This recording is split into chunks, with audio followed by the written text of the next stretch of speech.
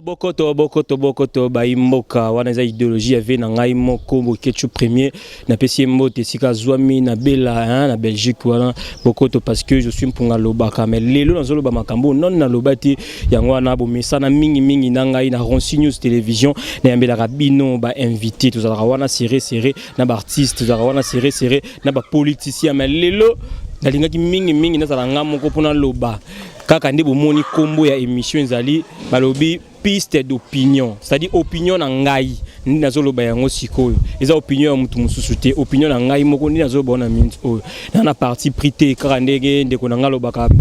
Prince Luamba analyse sans parti pris na omekampe ko sa analyse par rapport ya makambo ezoleka ya mutakala ya évêque Pascal Mukuna oyo mukili mobimba eyebike évêque Mutakala et Samwe, Mutakala et Panzani mokili mobimba. Oui, c'est bien bon. C'est bien bon. C'est bien bon. Mutakala est Panzana. Mais est-ce que eloko wana eza montage te? Est-ce que eloko wana batindi batute selon mes analyses?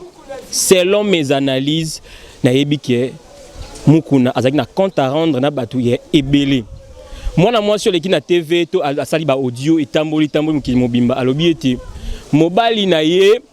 abandaki kosambela na église ya pasteur Mukuna mobali netango akufi atikiye na maboko ya pasteur Mukuna atiki mapangu pasteur Mukuna abandaki ko gérer mapangu na ye mais tango asali répartition akaboli mapangu to ba bien ya moweyi ya lobi ye azui eloko te pasteur Mukuna apesi ba bana mbanda apesi ba mbanda mais ye ba pesi eloko te ba ebisi non il faut que mon pasteur Mukuna akompa pasteur Mukuna a posé kanae parce que Mukuna obi oh mais nga kanisa ke voyager mais ils a problème ti mapango ezali ba document ezali mais avant yo zwango il faut to coucher na yo moi si azaki atikaki na mona ye moko place ko vendre zate ndi ba ko conseiller ki ACD pasteur Mukuna a coucher na ye après apesi ba document ya lopango na compte na ye pour mobile na ye abotisaki atikaki na mona. Après ça, donc on a zolo ba selon moi si wana na ba audio etamboli na osala analyse et puis na ko proposer idée na ngai par rapport ya solution makambo nezoleka parce que na bika batu bazo finga batu balinga pasteur Mukuna bazo luka ba défendre batu balinga kepete bazo luka ba finga yi mais linga na éclaircir opinion par rapport à likambo alobi ete pasteur Mukuna a couché na ye 3 fois mobimba mais apesi eloko ti pasteur Mukuna alobi na côté qui demande moko beshi d'amour ça na présidence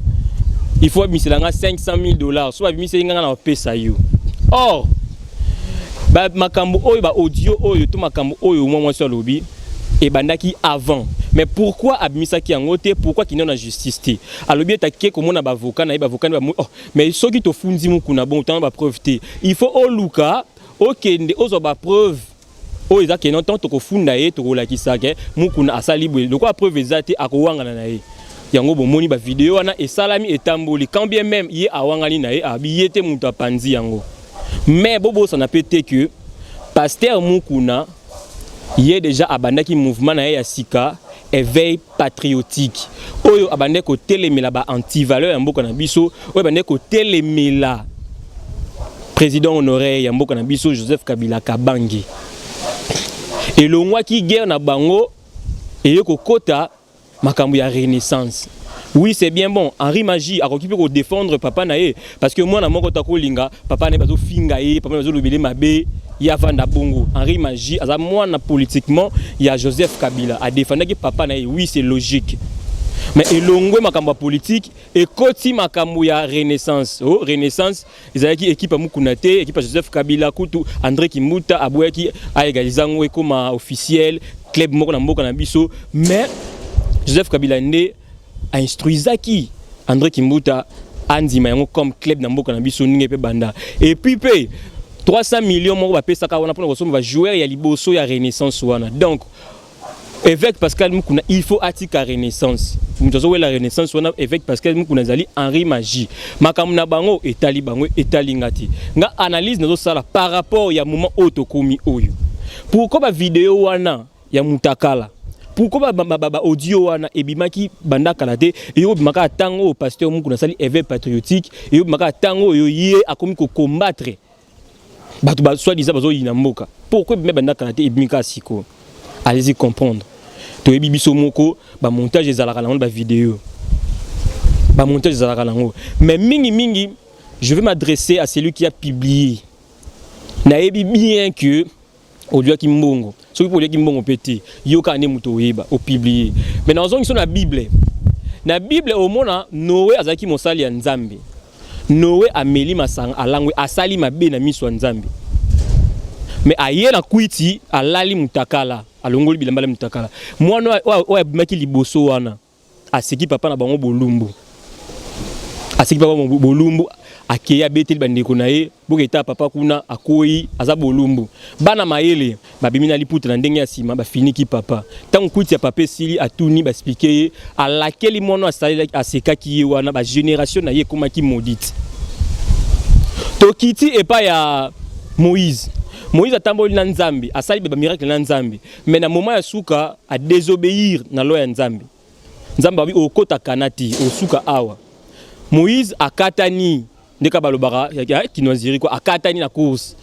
akoti na kanati asuki na ngomba tango diable ayepo azwa nzoto ya Moïse Nzamba dépêché ba ange bakende ko wolela nzoto ya Moïse na diable aboye kotika nzoto ya Moïse. Cela veut dire que alliance oyo Nzamba saka na basali na ye esuka kaka bongoti alliance on Nzamba saka na basali na esuka kaka bongoti boyebi place mukuna asaki alliance na Nzambe te boyebi te Bible lobi mon serviteur 1000 fois qu'il tombera dans télémisaï. Qui vous a dit que Nzamba boaki mukuna? Et puis makamoto baluba na baluba. To kende boye Moïse mbi muluba. Tozo nga boye Herman Kasongo muluba héritier wata muluba. Mukuna muluba baluba basali nini? Et je te dis yo muto pandi la vidéo oh tu es maudit. Quel que soit bon yo au lié, tu es maudit parce que mukuna azana bana azana ba koko azana 8 ans, 7 ans, 6 ans. 8 ans, 7 ans, 6 ans, oh ba moni bolumbu ya koko na bango soki peza ya solo. Eza la solo ya sauté, on est talingati. Ngana se adresser na yo muto pandi vidéo. Ba koko ne ba moni et puis azali berger o azo battre la milimo ya batu. Azo kamba milimo ya batu l'église. Batu ebele ba komi désespéré, ba zone dimension manza mete po bolingi kokota makambo akota kati. Qui vous a dit que ba sala nzambe wana nzamba bwa ki bango? Ce qui l'obite au découvrir que eza maamba lokuta.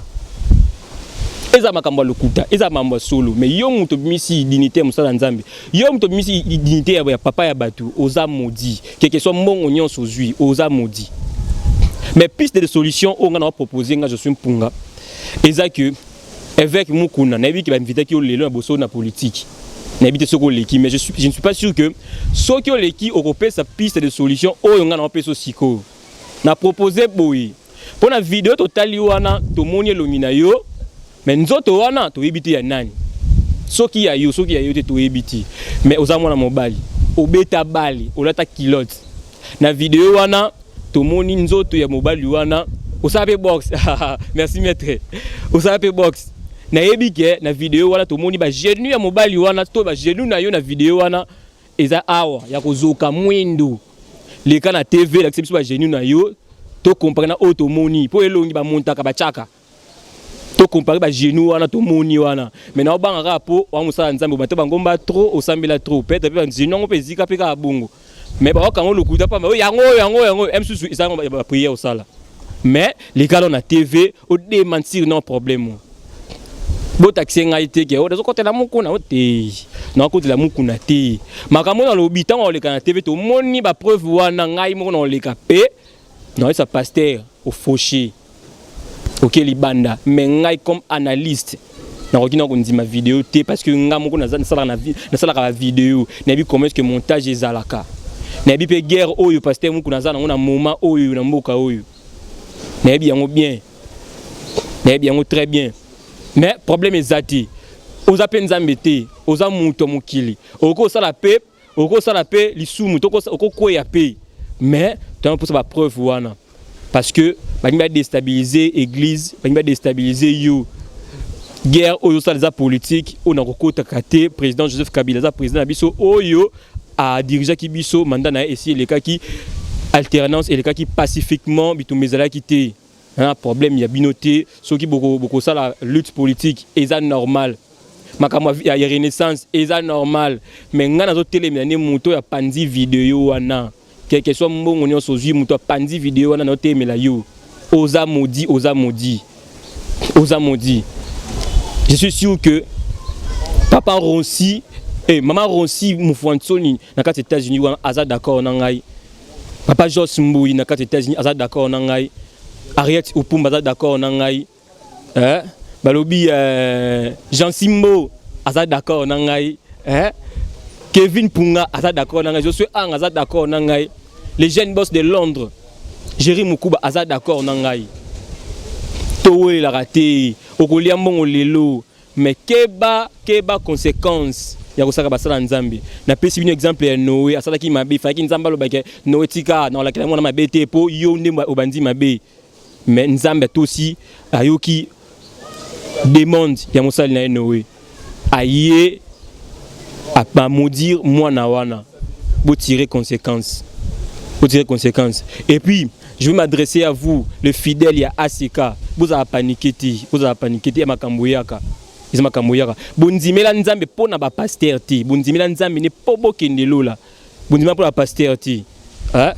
pasteur aza mutu lokwa mutu nyonso mais bino botika la kaka wana branché bosambela nzambe quand bien même bakangi ba église mais nzambe bakangi ete banda kuna biso pe kangami te to continuer osambela bato bolinga pasteur mukuna bo continuer kosambela pona pasteur mukuna naza contre yete na contre ndia mutu yo abimisi ba vidéo wana soki olie mbongo ata autant d'argent yo zui wana etalinga te mais tu es maudit laisse-moi te dire que tu es maudit vraiment na yebi ke bato belé ba ofinganga pona misa nango déjà bato belé ba loba ke je suis mpunga obeti libanda mais nga naza wana rapona osala musala papa Jos Mboui absenga je suis sala musala analyse nanga eza na neutralité na katikati. Je n'ai pas un problème avec le président honoraire Joseph Kabila. Je n'ai pas un problème avec Henri Magie. Je n'ai pas un problème avec évêque Pascal Mukuna. Et puis, je n'ai aucun problème avec vous tous. Même si vous avez un téléma pour Mbokati, mais vous fingangati, pas vous finga la misa nango déjà. Numéro Zawana, plus 243, 89, 83, 23. Et ça pour la bino, bobenga biso. Ata bo fini tozoka ba remarque. Bosa ba remarque, ba suggestion na bino, tozana ngo pour ça. To le kalisus a na cadre kaka ya émission na biso ya analyse oyo déjà, il faut ételer malakati ya Ronsi News télévision, toko banda ko lobela toko lembate. Ngai pona ndima vidéo, ngai pona ndima makambo mususu, il faut na kota na suka na source. Le quoi la côte na source et puis c'est moi qui peleke c'est normal batna ndima to ndima te ya on a proposé plus de solutions ba genu ya mutu wana eza mwindu Pascal Mukuna pasteur les kana TV accepte ba genu wana soki ezaka auto moni wana c'est kezayo pour soki ezayo te na senga batu nyonso oyo ba offenser contre yo oyo ba lobi biloba ba senga yo pardon parce que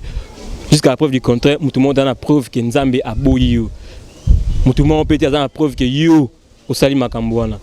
En tout cas, je vous donne rendez-vous très prochainement. Na belément msusu, webi bien que na mbela kabino ba politicien, na mbela kabino ba musicien, na mbela kabino ba comédien, mais les gens na partager ka analyse oyo mkie na bino. Bo taxinga mingi te, je suis pour aligner bino mingi. Na pesi bino rendez-vous na masolo msusu ko to oloba. D'ici là, portez-vous bien. Au revoir.